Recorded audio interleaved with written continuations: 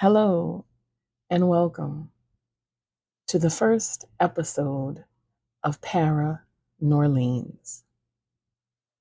This episode is titled The Estate Sale and was submitted anonymously by one of our listeners. Let's begin. Hello, Fat Girl Freestyle. I'm submitting my story for you to share on my behalf.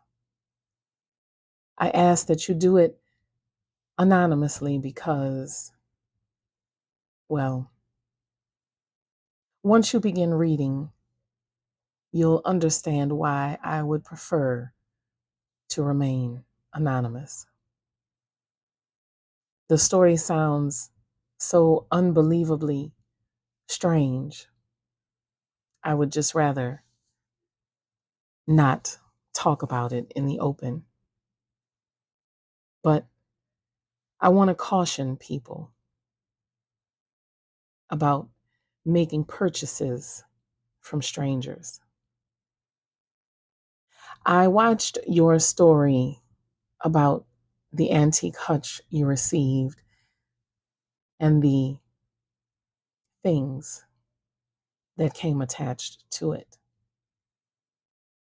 And I wanted to get my own personal experience out there. This happened about 10 years ago. I was attending an estate sale hosted by a dear friend of mine. Their mother had passed away, and of course, they needed to get rid of a bunch of items. So, in support, I went. Saw many, many nice things, but one particular piece caught my attention. There was a beautiful mirror that her mother had hanging in her dining area. It was a retro piece, if you will, very obviously from the 40s or 50s, perhaps. I asked my friend about the history of the mirror and if they would be keeping it. They told me no, that it was a piece that belonged to their grandmother, that their mother had taken over when the grandmother passed away. It wasn't anything that they were sincerely attached to, so I was more than welcome to make an offer. I did just that, made an offer, and of course, they accepted it. I got my husband to help me remove the piece from the wall. We wrapped it, and I was so excited to take it home. I was already imagining the space that I would hang it in, the conversations that would be had around it, because this mirror was very rare. They weren't made anymore, and I had never seen anything like it before. So I knew that it would be a piece that drew a lot of attention whenever we had company. We get it home, very carefully take it out of the car. And again, I cannot express to you enough how excited I was about having this mirror in my home. We hung it up in our formal living room, the space that we usually had company in, or when we had parties, different things like that. I figured it would complement the space really, really well. Now, this mirror was very large, very heavy. It weighed maybe 75 pounds. The dimensions, I'm not quite sure, but I would say it was about 5 feet by 3 feet. We hung it up, made sure it was very, very secure on the wall because, of course, we didn't want it to fall and break. So my husband put extra wood supports to put studs in so that it could hang securely. I remember sitting on the sofa in the formal living room and just looking at the reflection of the space in the mirror. Everyone who came over complimented me on the piece, talked about how beautiful it was. So it was certainly a good addition to the decor in my home, or so I thought. About 2 months after I purchased the mirror, I began to notice a scent of cigarette smoke. Now, it wasn't overpowering, it wasn't very heavy in the air, but you could just catch the scent of it and then it would be gone. I really didn't think anything of it because my husband worked in construction. He worked around a lot of people who smoked. So I figured, I don't know, maybe it was a scent that lingered on his clothes and he came home with it. And I don't know. I did my best to rationalize this scent. But I didn't smoke. My husband didn't smoke. Our children were young, so they didn't smoke, of course. We didn't have any friends or any company who smoked. So I wasn't sure where it was coming from. But again, it was so light that you would take a whiff and then it would be gone. So I wasn't even sure that it was really there. But as the days progressed, the odor of cigarette smoke started to get heavier and heavier and heavier. One day I'm cleaning my formal living room area and fluffing the pillows and refreshing the sofa. And I pick up one of the pillows to fluff it, and there is this overpowering smell of stale cigarette smoke. So I pick up another pillow and it's the same scent. And I pick up another one and it is the same scent. And I'm confused because where is this coming from? I call my husband in, and the strangest thing, he can't smell it.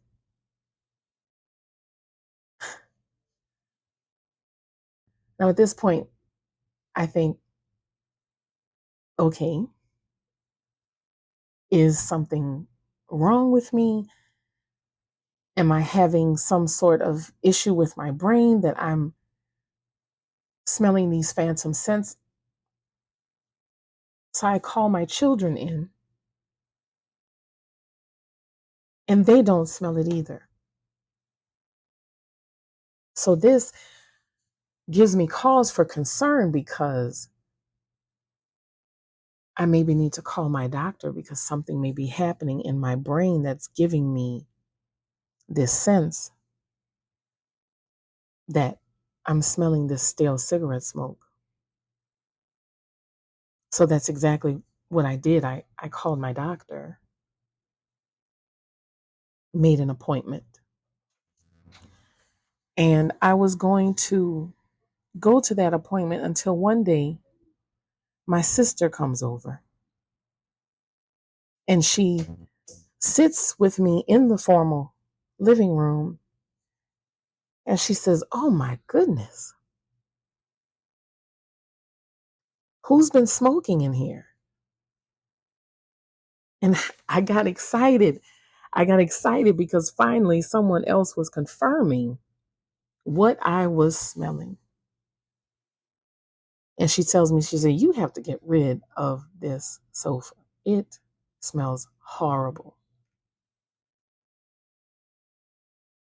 Confirmation that I wasn't going crazy. Maybe my husband and my children just didn't have as sensitive of senses as I did.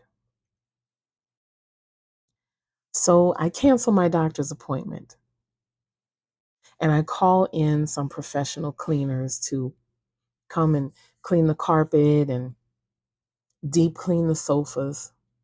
Maybe it was the material that they were made with. I'm not sure. But they came in, they cleaned.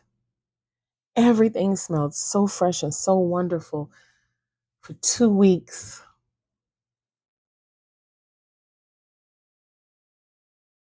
And then one day I'm coming home from the grocery store and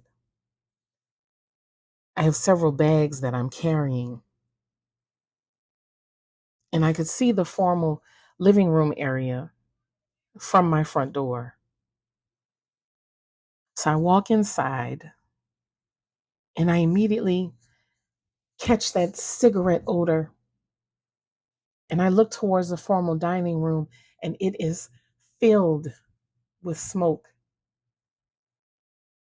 I dropped my groceries immediately. I run over to see, oh my goodness, is something on fire? The smoke is thick.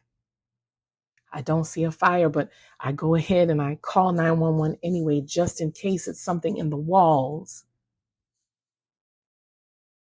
And I go back outside and I wait. And the fire department arrives and they check everything thoroughly. When they come back out, they say, "Ma'am, we don't see any smoke. We don't smell anything. We've looked in the kitchen, in the laundry room. We checked the access space where the air conditioning unit is. We don't smell anything. We don't see anything." At this point, I just put my hand on my forehead and just kind of think, did I really see what I saw? Did I really smell what I smelled? I know that there was smoke in that living room. I saw it. I could smell it. I knew it was there. But here they are telling me that it wasn't. They let me know to call them back if there were any other occurrences. I ended up calling my sister and talking to her about it because, well, when I told my husband, he was very upset that I wasted the time of county resources and nothing was happening. He urged me to reschedule my doctor's appointment because he truly felt like something was wrong at this point. My sister, on the other hand, was much more supportive. She tells me the day she came over to the house and we were sitting in the formal living room, she had a very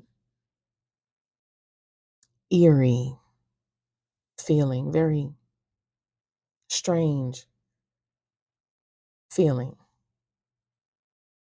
And she didn't know what it was and couldn't quite put it together. And she thought perhaps that, I don't know, maybe it was the mirror because she'd never had that feeling before. And she didn't say anything because she, of course, didn't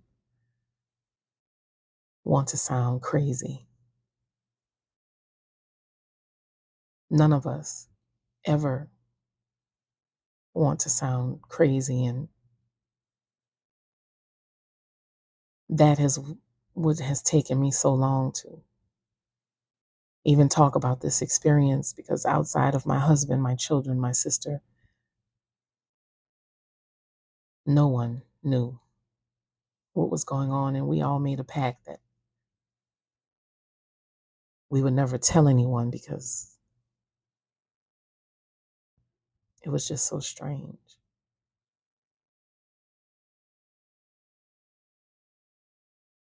I didn't feel any weirdness from the mirror, but I believed my sister. I trusted her. She was a very smart woman, and she didn't joke or clown about things like this. I wanted to seriously take into consideration the possibility that some way, somehow, this mirror was introducing something into my home. I don't know.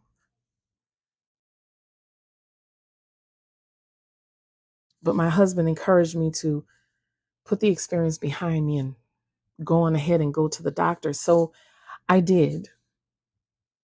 I got a full, complete checkup, full, complete scan of my head, my brain, everything. And I was assured that everything was clear. So what was it then?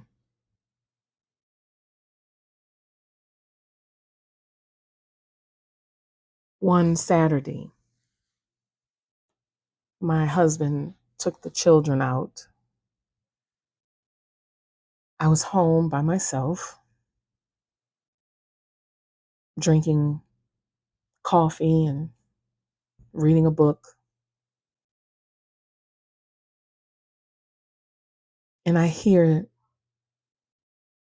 this low banging, like something being pushed against a wall. And I listened carefully, trying to figure out where it was coming from. And then there was the smell of smoke again, heavy, this time almost overpowering, so heavy it almost gave me an instant headache. And I know this sounds so strange, but I got up and I walked to the formal living room, and that mirror was swinging, swinging on the wall, just swinging. Like one end would go down and then the other end would go up and down and up and down and up. And it wasn't going fast. It was doing it very slowly, but it was making a steady knocking against the wall, and I got the chills down to my bones. I'm, I'm in such a shock, in such a state that I can't even move when smoke starts filling the mirror. Smoke starts to fill the mirror, and the scent of the cigarette smoke became so overwhelming. I just began to cough uncontrollably. And at that point, I just ran out the front door.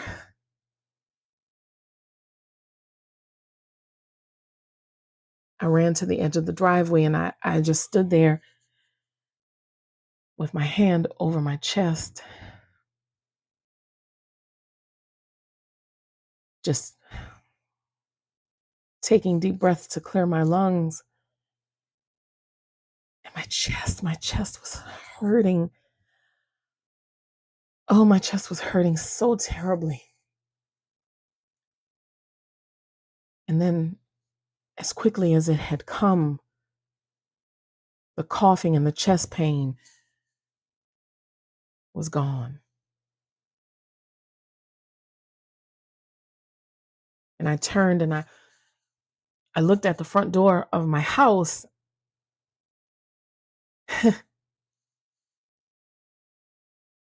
I don't even know how to express this. I've never had any experience like this ever before. In my 37 years of living, I've never had this experience before, and never known anyone who had any odd experiences. But I turned and I looked at my front door, and there was an elderly woman standing there.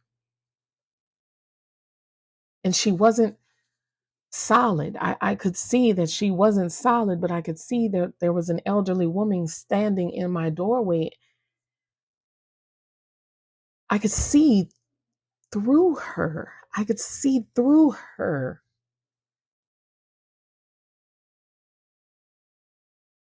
And I just began to scream.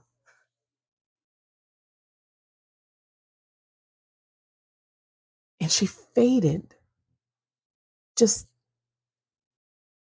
faded like a puff of smoke would. A couple of my neighbors came running out to see what was happening, to make sure I was okay. And I almost blurted out. I almost blurted out that I think I just saw a ghost. But I caught myself because I don't live in the kind of neighborhood that, well, I don't live in the kind of neighborhood where people believe in these sorts of things. And they probably would have immediately called my husband and had him take me to the hospital. So I simply told them that there were some bees that had gotten into my house when I came in with my groceries. And I'm allergic to bee stings, so I was scared and I just ran out of the house screaming. So one of the neighbors went in to take a look around, and he didn't report any smoke or cigarette smoke smell. So I figured that episode was over. He told me he didn't see any bees either. But of course, I knew he wouldn't. So I told them thank you for checking on me. I appreciate it. And I went back inside. And that night, I had a dream. I was sitting in my formal living room, the mirror hanging on the wall. And next to me on the sofa was that same elderly woman apparition that I saw standing in my doorway.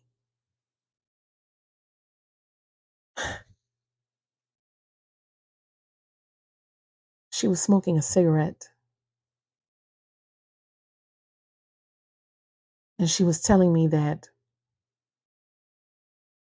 she didn't want to be there. She wanted to go back to her daughter's house, that she hated my home.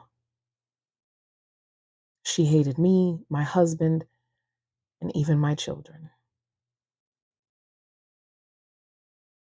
Needless to say, I woke up in a cold sweat. And even though it was late, I called my friend. I called and called until they answered the phone. And I told them about the dream I'd had with the old woman.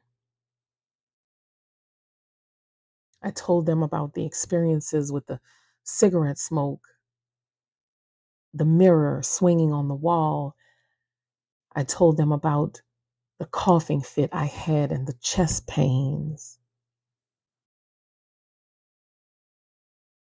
And they were very quiet on the other end of the phone.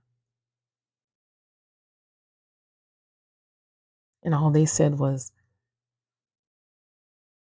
I'll send someone to come and get the mirror and I'll return your money. I asked them for an explanation as to why, what, how, just something. And they told me that the elderly woman I described was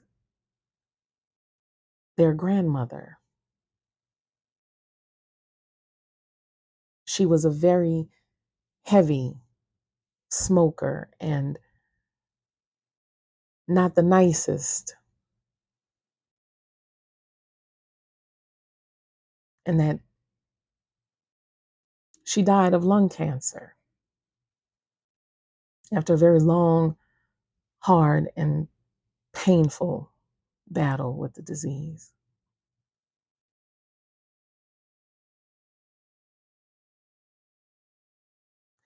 I didn't bother to wait for them to have someone come and pick the mirror up. The next day, I hired movers to come and take it down and return it to where I got it from. So, with this, I caution everyone when it comes to buying pieces from estate sales or thrift stores or wherever. Please be cautious.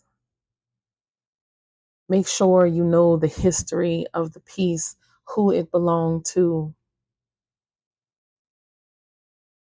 Be sure that there are no entities attached that may want to remain exactly where they are. Thank you, Fat Girl Freestyle, for accepting this submission, and I hope to hear it posted on your channel very soon.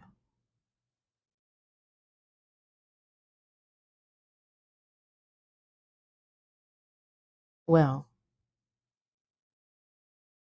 we know very well through my experience with the antique hutch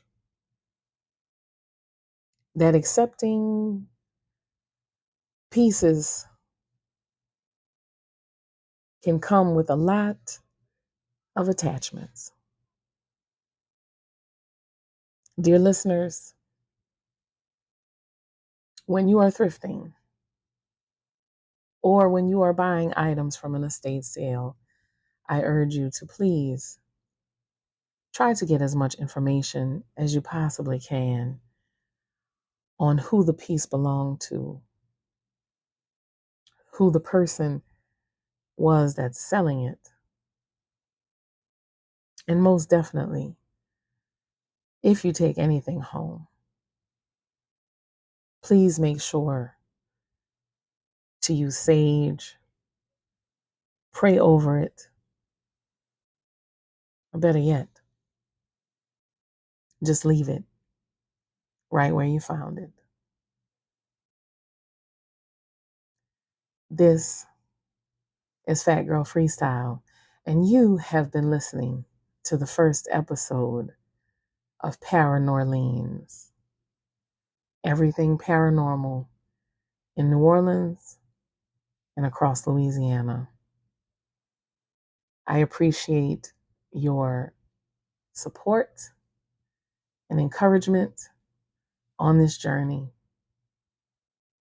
My intention is to bring awareness and to let people know that weird experiences, creepy things, they're not normal, but paranormal. And you don't have to be afraid, ashamed, or scared to share them. Because there are many of us who have had either the same or very similar experiences. There's an entire community of us waiting to welcome you. If you would like to submit your story for me to share with my audience, then please submit at fatgirlfreestyle@gmail.com. Again, that is fatgirlfreestyle@gmail.com. And please just make a note if you would like to remain anonymous. I will be more than happy to make sure I do just that. Make sure you are subscribed to Fat Girl Freestyle channel on YouTube and follow me on TikTok at Fat Girl Freestyle, where I also post spooky content. I appreciate, again, your support and your encouragement. And if you would like to donate to the show, my Cash App is FGF, as in Fat Girl Freestyle, 0722. I also have Venmo, which is also Fat Girl Freestyle, or Zelle, which is fatgirlfreestyle@gmail.com. Thank you all once again. I hope you enjoyed listening. I hope you decide to share your own experiences eventually. This is certainly a safe space.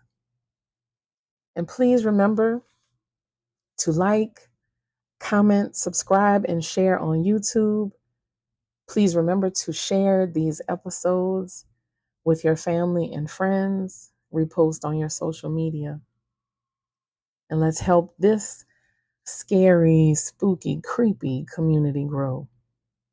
Again, this is Fat Girl Freestyle. I appreciate you. I will see you next Sunday. Thank you for being here.